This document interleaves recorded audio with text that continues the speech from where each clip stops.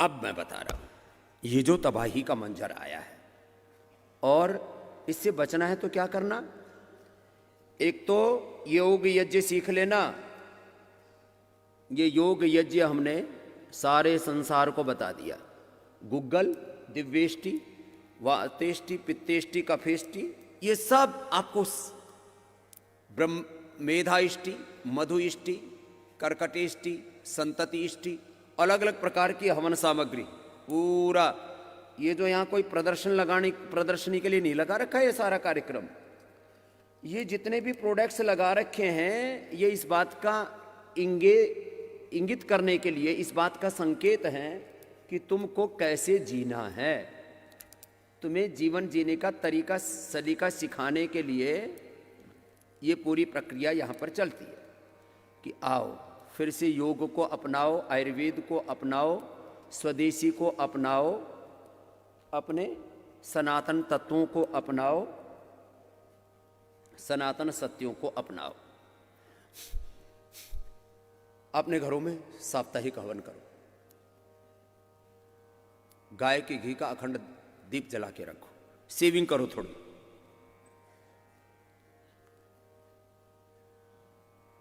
Shopping बंद करो थोड़ी दिन।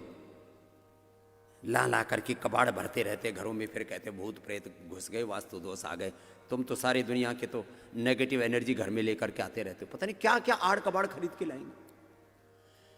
एक घर में एक आदमी के 2 जोड़ी से ज्यादा जूते चप्पल नहीं होने चाहिए। जिसके घर में जूते चप्पल होंगे 100-200 जोड़ी, उनके घर में भूत प्रेतों का वास होगा ही होगा। फिर घर जो है वो जूता घर है, जूते ही पड़ेंगे फिर तुम पर। इतने जूते चप्पल क्यों लाते हो? और पता नहीं उन जूते चप्पलों में कौन कौन सी नेगेटिव एनर्जी घुसी रहती है। तो ये भूतों का वास है। ज्यादा जूते, ज्यादा चप्पल, ज्यादा साड़ी, ज्यादा कपड़े घरों में है लपेटे हुए। और उसमें कितने बैक्टीरिया, कितने वायरस, कितने प्रकार के फंगस पनपते रहते हैं। फिर कोई नीम की गोली, कोई कपूर की गोली, कोई ये गोली, कोई वो गोली, और फिर वो कपड़े पहनते ही छींक आती है, आएगी। उसमें भूत प्रेत घुसे हुए सब भर भर के। अब पहले तो अपने लिए भरेगी और फिर अपने लिए अकेले के लिए भरे तो फिर थोड़ा संकोच होता है। तो पति के लिए भी 20-30 जोड़ी खरीद के लिए आती। सोमवार का अलग, मंगलवार का अलग, सप्ताह का अलग, फिर महीने का अलग, फिर बार त्योहारों का अलग, फिर पार्टी का अलग, फिर इसका अलग, इसका सूट, इसका बूट, इसकी टाई, इसकी फाई, 100 तरह की फिर मैचिंग करते हैं। फालतू की मैचिंग में लगे मैं। रोग योग करो, यज्ञ करो, छोटे छोटे करेक्शन करो अपनी जिंदगी। सात्विक चीजों का ही प्रयोग करो। इम्यूनिटी। रोज बीपी की दवा खाते हो क्यों? रोज शुगर की दवा खाते हो क्यों? अब एक लड़ाई तो मेरी चली रही थी, एक लड़ाई। वो कहते हैं डेली दवा खाओ, मैं कहता हूं दवा मुक्त हो जाओ, रोग मुक्त हो जाओ। हमारा अभियान है दवा और ऑपरेशन से 99% रोगों को मुक्त करना। 1% मैंने अपवाद में रखा हुआ है।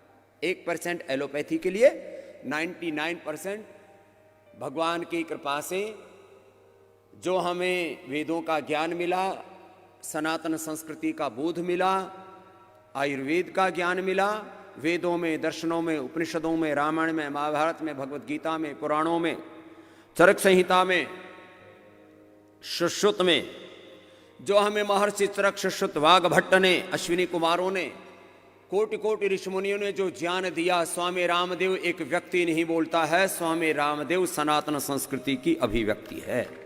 और इसके पीछे फिर बहुत बड़ा अनुसंधान है। ऐसे नहीं ऐसे कुछ भी बोल दिया। मैं 2 तरह के एविडेंस की बात करता हूं। रियल वर्ल्ड एविडेंस, हजारों लाखों करोड़ों वर्षों से जो एकदम परखा हुआ ज्ञान, अनुभूत ज्ञान।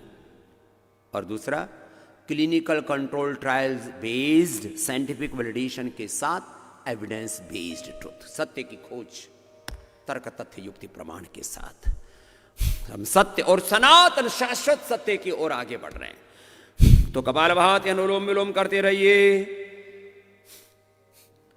कोई बीपी की दवाई की जरूरत नहीं। क्यों? जब तुम्हारे पास में कपालभाति है, कपालभाति 1 सेकंड में 1 बार करो, अनुलोम विलोम करो, भ्रामरी उद्गीत करो, शीतली शीतकारी करो।